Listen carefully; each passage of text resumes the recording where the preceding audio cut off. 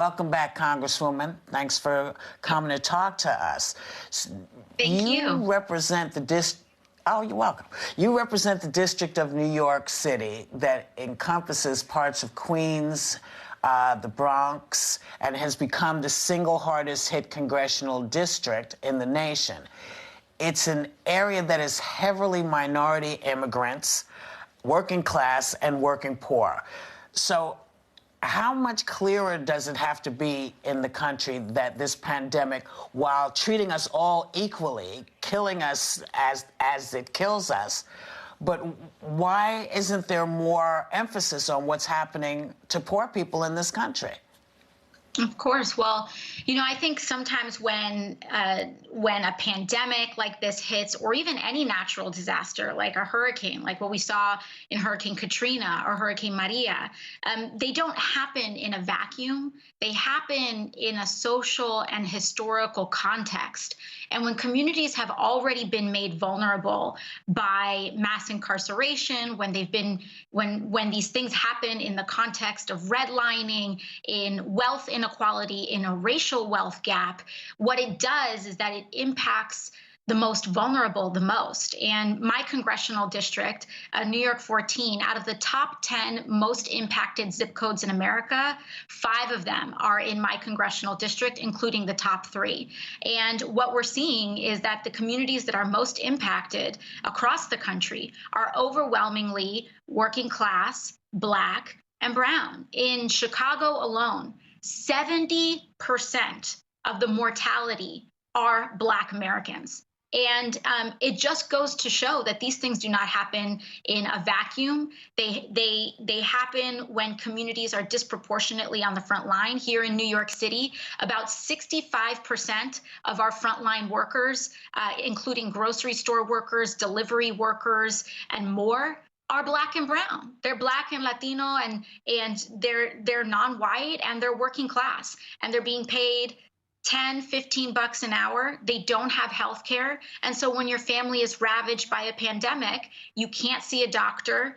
You're already your family's already operating in the context of public policies that don't really see the reality that our families are confronting. And so, it's tragic, but it's also no surprise that it's impacting the vulnerable the most. Congresswoman, the Surgeon General suggested last week that African Americans and Latinos should step up and stop behaviors like drinking and smoking to help curb the spread of coronavirus in their communities. And I thought his comments reinforced the notion that personal responsibility is to blame for the racial health disparity rather than systemic racism. What did you make of that? I completely agree. It's so funny how this pandemic when it was impacting the elderly, when it was impacting all sorts of people, we didn't talk about personal responsibility. We only started talking about taking personal responsibility over contracting coronavirus when we started talking about Black Americans contracting it at a higher rate.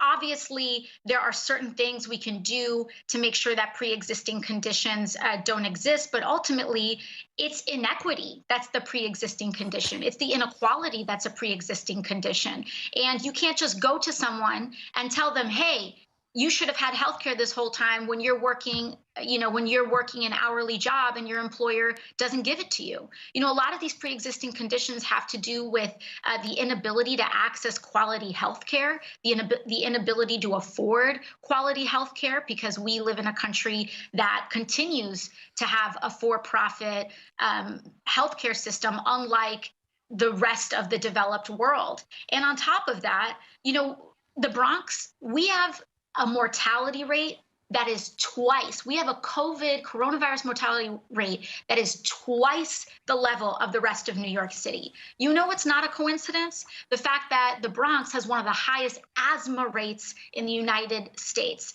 And a lot of that has to do with environmental inequities that that oftentimes, just look at Flint, just look at Baltimore, just look at the Bronx, that public policy has polluted these communities, has poisoned air and poisoned our water. And that is what is creating the large scale pre-existing conditions that are making our communities much more vulnerable than others.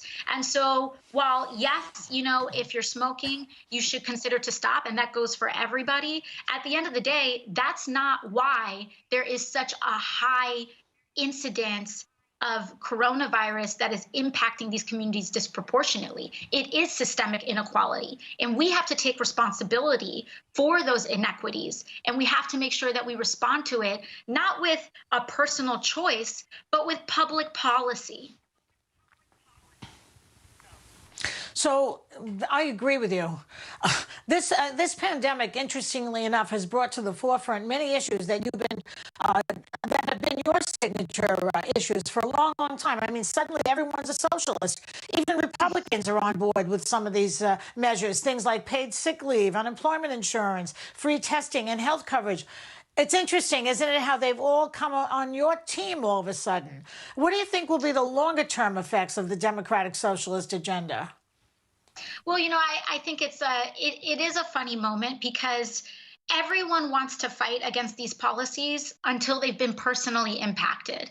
And we've seen this not just economically, but we've also seen it in terms of social rights as well. You know, there are so many people that were against LGBT marriage equality until they realized, oh, wait, my friend, my son, my daughter, my loved ones have come out of the closet. And I think that kind of vulnerability, that personal vulnerability really brings a lot of people around. And what we're seeing right now is that guaranteeing healthcare in this country is not about giving charity to people. It affects all of us. When the person who is preparing your food and serves you food cannot see a doctor, that puts you at risk. That puts all of us at risk.